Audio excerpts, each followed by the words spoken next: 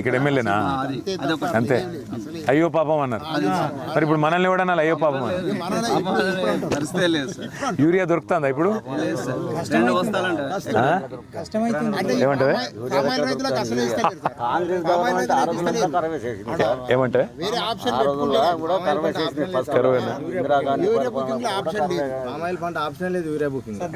ఉండదు.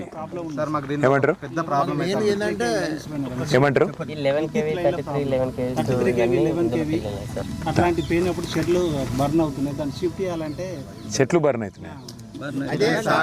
అచ్చా పొడుగు పెరిగినాక కొమ్మలు దాక్తేనా? 4 లైన్లు ఉన్నాయి, కొసలు మాడుతున్నాయి. విచ్చలబెట్టి అప్పుడు లైన్లు వేసారు. ఈ పామ్ ఆయిల్ పెట్టే సంతోషం మీద ఆ సంతోషం. ఈ చెట్టు ఇంతకంటే పెరుగుతుందా ఇంకా? అవునా? కొబ్బరి చెట్లు ఎత్తుంటే అంత ఎత్తుంటాయి. కొబ్బరి చెట్లు అంత ఎత్తు అయితే? ఓహో 30 ఏళ్ళ గడువు కాసుకుంటూ కాసుకుంటూ కాసుకుంటూ పోతా ఉంటాయి. 30 ఏళ్ళు పెరుగుతుంది అది? 30 years వరకు 30 years క్రాప్ వస్తూనే ఉంటుంది. అట్లా కాదు అంటే 30 ఏళ్ళు ఇంకా ఎంత పెరగాలి మరి చెట్టు? అవునా?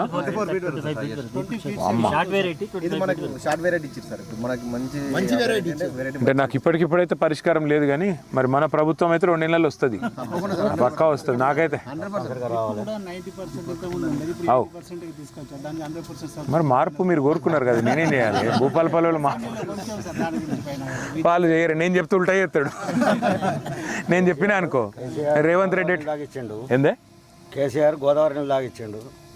మా రామనాయుడు సారు అక్కడక్కడ వాగుల మీద డ్యాములు వేసి చెక్ డ్యామ్లు వేసి అందుబాటులో ఎట్లా చేయాలంటే అది చేసిండ్రు. కానీ నేనే అది వరకు మా పెద్ద వాగుల నీళ్లు దార ఎండిపోయేది. ఇది వాగులలో బోర్లు వేసింది. ఎట్లా అని చెప్పి ఇట్లే మా అటువంటి రైతులైన వరకు అక్కడక్కడ డ్యాములు కట్టించండి. అవును, అది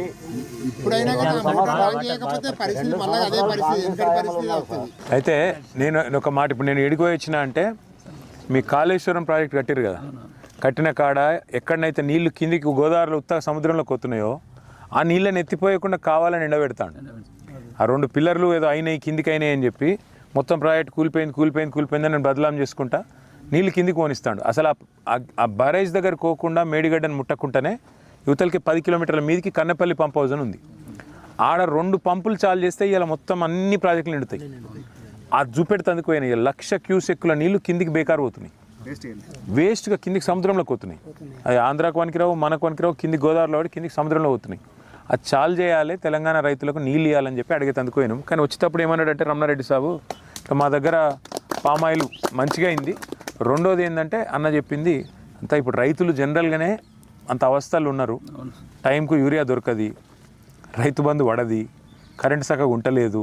అట్లాగే ఇప్పుడు ఇక మీకు తెలుసు మరి మీరంటే పామాయిల్ కాబట్టి బాధ లేదు, మీకు కొనేటోళ్ళు ఉన్నారు. కానీ అటు వరి ఆడ మక్కలు కొంటలేరు, వడ్లు కొంటలేరు, వడ్లల్లో ముందేమో బోనస్ అన్నారు, అది దిక్కు లేదు, తాగమాగం ఉంది. సన్నవడ్లు దొడ్డు వద్దన్నాడు, సన్నం 40 రకాలు అన్నాడు. ఇప్పుడు సన్నం 40 నుంచి ఎడిట్ చేసి ఏమంటారు?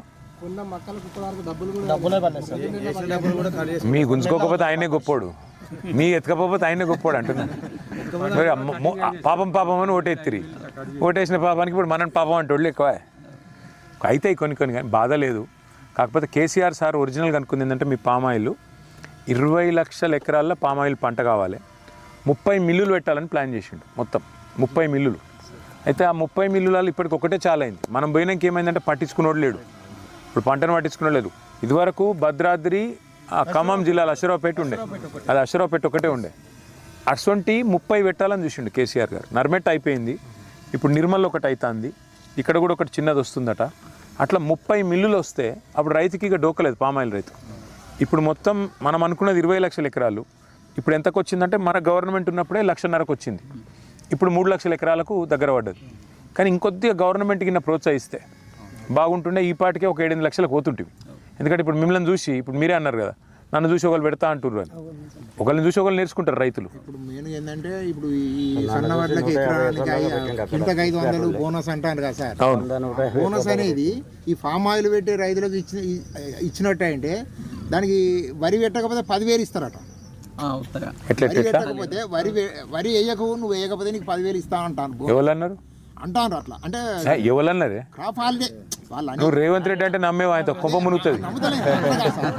అయితే అక్కడ ఈ సన్నవాట్లకు 500 ఇచ్చే బాపతి ఏదో ఈ ఫామ్ ఆయిల్కి ఇచ్చినట్టు అంటే ప్రతి రైతు పెడతాడు వాడు నీళ్లు లేకున్నా కానీ నీళ్ళు వస్తున్నాయి మనకు నీళ్ళు లోపల ఉన్నాయి కానీ తీసుకునే శక్తి లేదు వాని దగ్గర ఆ శక్తి వానికి బోర్లేసో ఏదో మళ్ళా ఈ చెక్ డ్యాములు ఇవన్నీ కనుక కరెక్ట్ చేసినట్టు అంటే మనకు నీళ్లు మనకు వస్తాయి ప్రతి రైతు పెట్టాలి అసలు ఎన్ని పెట్టినా ఎంత 1 కోటి ఎకరాలు పెట్టినా తప్పే లేదు సార్ అంతేనా యాంత్రీకరణకు సబ్సిడీ ఇవ్వాలి సార్ దీనిలో కొన్ని యంత్రాలు పడుతుంది స్లాచర్ అని అవన్నీ వాటి అట్లాంటివి కలిపి లేకపోతే పూర్తిగా రైతులకు ఇవ్వగలిగితే పామాయిల్ కూడా ఈ కల్టివేషన్ సరే గడ్డి తీయాలంటే బాగా ఇబ్బంది ట్రాక్టర్కు మల్చర్ అని ఉంటుంది స్లాచర్ అని దానికి కూడా అంటే 90,000 నుంచి 1,00,000 రూపాయలు ఉంది వాటికి సబ్సిడీ ఇస్తే సబ్సిడీ ఇవ్వాలనేది మెకనైజేషన్ సబ్సిడీ ఇవ్వాలి ఇంకా కొంత ఎలక్ట్రికల్ లైన్స్ ఒకటి చూసుకోవాలి డ్రిప్ అనేది 100% ప్రో చేయించాలి ఇప్పుడు ఎంత ఉంది సబ్సిడీ డ్రిప్ మీద ఇంతకుముందు 90% అంటే ఇప్పుడు తగ్గించి